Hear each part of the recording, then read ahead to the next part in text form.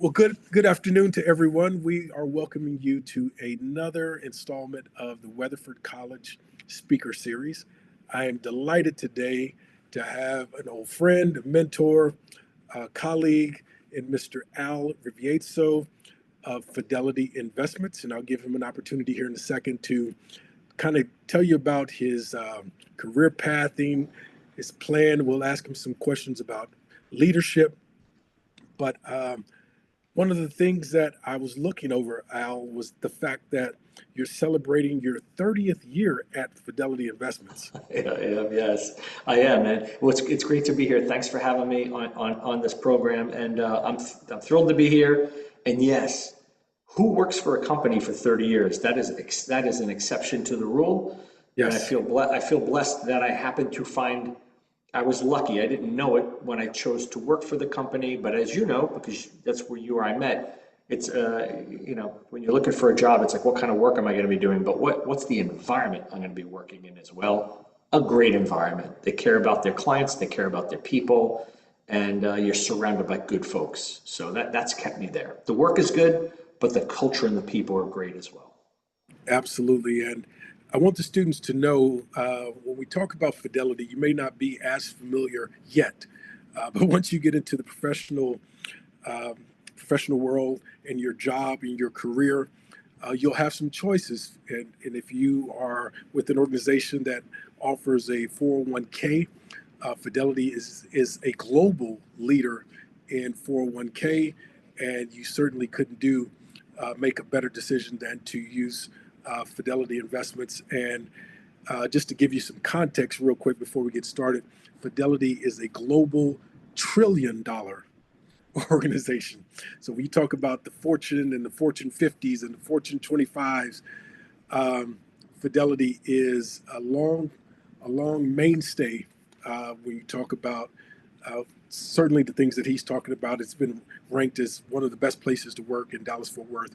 But well, I could go on and on because I spent 6 years there. You're like a commercial. We should pay you for that. It's like a commercial for us. I love it.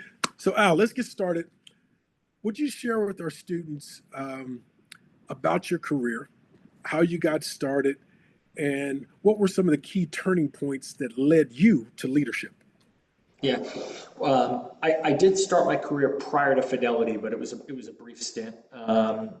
When I graduated, I quickly migrated into a sales type role. I'm an extrovert naturally, and I recognized that I really enjoyed human interaction. So there were certain jobs that were positioned to me that would be, I don't know, heads down, independent thinking type work. I'm not a big deep thinker. I get my energy by working with people. I didn't know much about financial services. Fidelity is as you mentioned, a big financial services firm. We just help people be more successful with their investments so they could live the lives that they want, right? Money helps empower people to live the lives that they want. I didn't have a particular passion or educational background for finance, but the firm really wanted folks less maybe steeped in finance and more interested in, do you want to help people? Do you care about people? Do you want to help people? Do you like engaging with them? So I started as a financial advisor, providing advice, investment advice to clients. I moved into the ranks of management, and I was starting to lead people, maybe at the fifth year of my career. And then I from there I moved into a variety of different functions, but all expanding my role as a large general manager. Yeah. And also a little context. So he's done a variety of jobs over the year and continually ascended from branch office manager, senior vice president in several different organizations within Fidelity, site general manager for the Westlake facility, which is out by Grapevine, Westlake, South Lake, which has over 7,000 employees. He was a site general manager, and now one of the senior executive positions, head of client experience. So this illustrious career. But one thing I want that I'm not able to ask any of my other guests, whereas many companies have a global footprint, you actually was a, left and became a leader for Fidelity in Dublin, Ireland. I did, So yeah, it was great, so amazing. globally, you tackled that. Tell us about that experience. It's amazing. So when you work for a really large firm, we have footprints all over the place. As Mark mentioned, I worked for different business units. I worked for the retail business. I worked for the institutional business. Currently, I worked internationally. I worked in a headquarter role. My wife and I relocated 5 different times. We lived in 4 different states. And then there was an opportunity about 5 or 6 years ago to go and leave the states and go on an expat assignment. So it's a temporary assignment for about 2 years. And I was the general manager of our Dublin, Ireland site, where we have about 1,500 people between Dublin and Galway. And the firm basically says, we need some of your experience that we don't currently have over there. Would you be willing to do a temporary assignment and work on a couple of projects for us? And I did. And my wife and I lived in corporate housing. They gave me a car. I was living a European lifestyle. And I was doing really good work for that region. Also, another really great region of Fidelity Associates located in Ireland. It was an amazing work experience, but as you can imagine, for my wife and me and my 2 daughters, who at the time were like 6 and 9, an amazing life experience. You know, an amazing life experience because they were old enough at 6 and 9 to remember it for the rest of their lives, but it wasn't like I was yanking them out of high school to take them overseas. They would hate me if I did that, you know? And do you know that I've been back for 4 years. Every Mhm. year we take a family vacation with one or more of those Irish families that we met. We've made lifelong friends with these folks. It was a really very rewarding assignment. That is amazing. Yeah. Wow. And life changing in that you packed up your whole family and went what 5 6 hours into the future, if you will, when you talk about time zones. We did. We did. It's We just it's did. just amazing. It's true. That's true. So this particular term semester, we have classes in ethics and leadership, leadership theory one, leadership theory two, and then conflict and negotiation. So the next couple of questions are going to be kind of specifically to what these students are learning. Can you share a time when ethics or integrity guided a tough decision you had to make? Yeah, I love that you just happen to start with ethics and integrity because one of my core business beliefs that I know to be true is you can't compromise on ethics and integrity. And so we always say one of the most important roles that you play as a leader at any firm is who are you choosing to bring to the firm? Who are you choosing to be on your team? And by far, the number one thing that we test for is ethics and integrity, right? Because you can't. It's hard to change folks that don't. You want to find people who align with the values that the company stands for. So yeah, you face these questions all the time. There's one that really jumps out to me, Mark, early in my career where I went from being that individual contributor advisor to now being a branch manager. And I had at the time what I thought was a dream job. I'd be able to motivate a team of people to perform and get the rewards of performing at high levels. And the top producer on the firm, I quickly realized, was maybe not of the same ethical standards that I wanted him to be. Hmm. It wasn't anything that was egregious or illegal, but there was gray area that he was operating in making decisions and presenting products to clients that I felt were more to his benefit and not in their best interest, not truly in their best interest.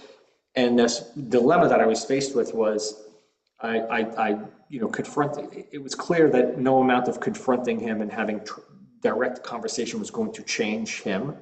Hmm. And it was a conflict that, what I learned were several of my predecessors had to have been aware of this, and they lived with it for the benefit of the production, right? Right. The success that he was bringing to that office and the notoriety.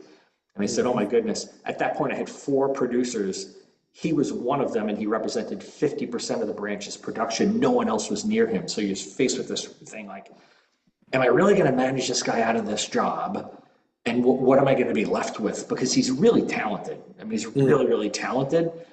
But the flip side of it is, I can't let this perpetuate, right? I can't, ultimately, we've got to bring the best from an ethics and morality standpoint. Like, I'm going to be able to defend any product that we're putting clients into, any advice that we're providing them.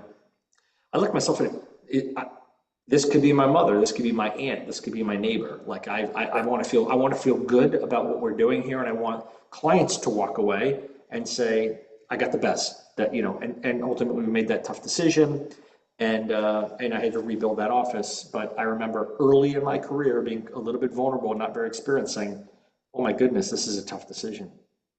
Oh my, yeah. You know, that was one of the things that really attracted me to Fidelity and the work. And really, you hear these things at a lot of organizations when you're on the outside looking in, but once you get on the inside and you're looking out, it doesn't always align. And everything always aligned at Fidelity. Whatever they Yeah. told the clients, we were on campus telling the students, when they got to the inside of the building, those were the exact things that we wanted them to model. We wanted Yeah. them to grow and live by.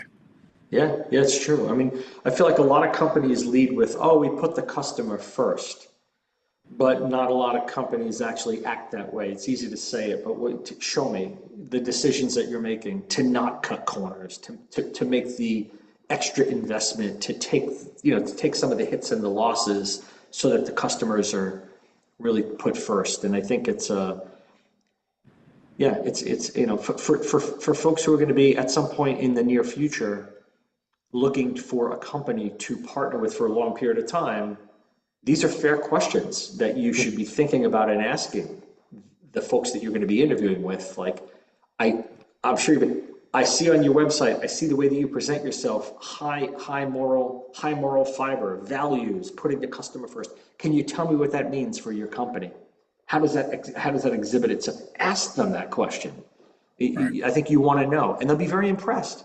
They'll be very impressed because it's saying, I want to belong to a firm that has similar values to me and a standard of excellence. Yeah.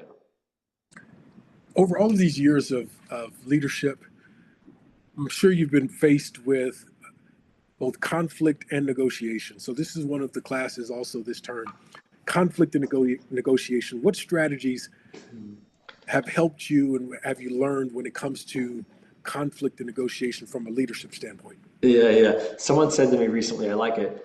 Conflict is not like wine or cheese. It rarely gets better with age, right? Right. Right. Conflict is, yeah. So the one thing that I try to get better, you know, when there's conflict and uncertainty and tension, the human tendency normally is, I don't want to go there. Let's just see if that plays out. Let me just see, you know, or I don't want to poke the bear, you know? So my what I try to do later, you know, in my career with the experience is say, you know what, when I see conflict, go to it with an open mind and an open heart, with no emo, be very cognizant that there will be tension and potentially emotion and big stakes. Mm-hmm.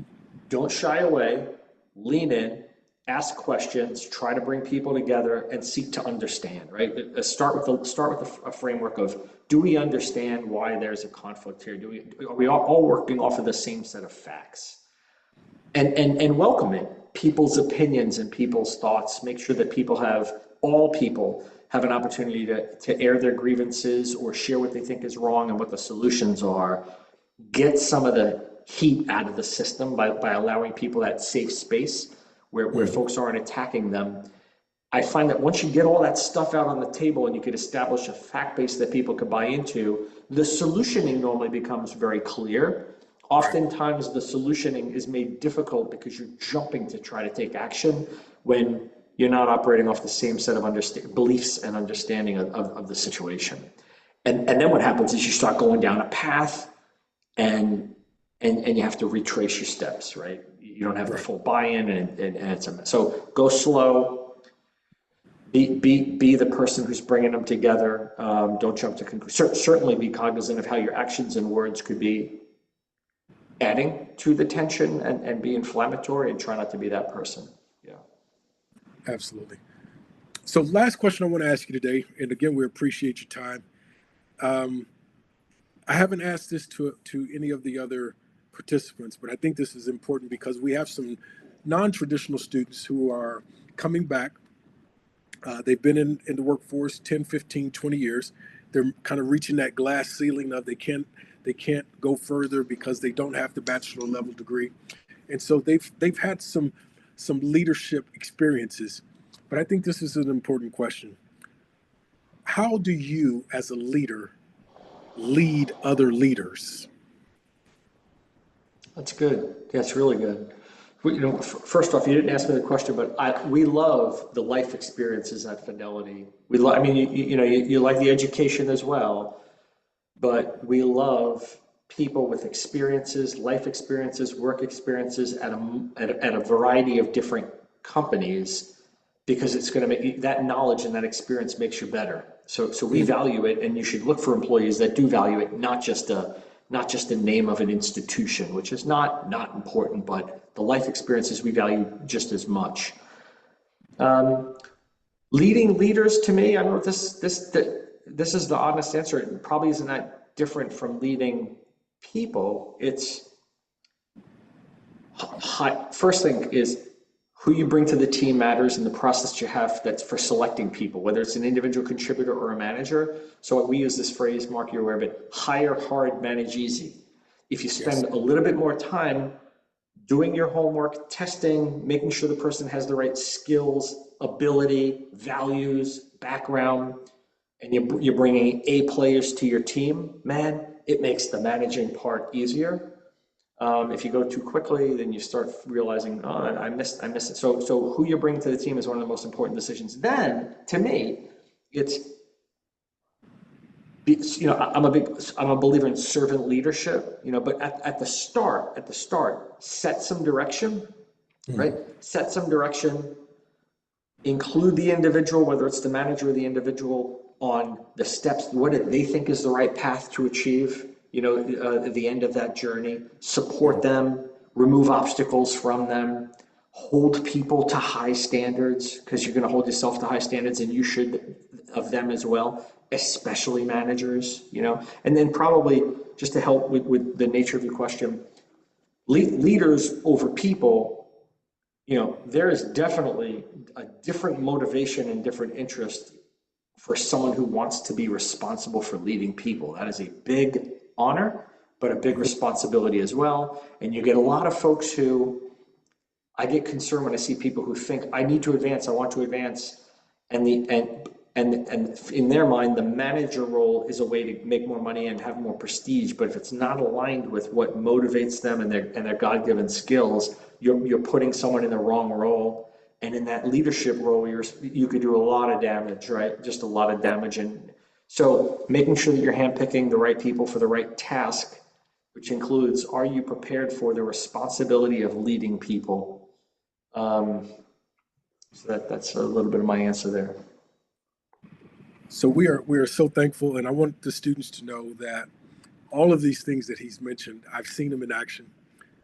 I worked in talent acquisition, and all of these things that he's talking about, as far as making the hiring process challenging and strenuous, and to find the right individuals, and then that makes the role of the manager that much easier. I've seen all of this in action. He absolutely lives by the words that he speaks. And I think that if you incorporate these words of wisdom into how you go forward, that you will be very successful. Hopefully at some point we can take a tour, like I used to do all the time, to bring students out to the Westlake campus. And it's just a phenomenal place. It's beautiful. It's got lakes. It's got waterfalls. You're welcome. You're welcome anytime. And the time that we worked together in Westlake were the highlight for me in my career, especially in Westlake. You are always welcome, and I'd welcome your students to come with you as well, my friend. Thank you so very much. We appreciate it.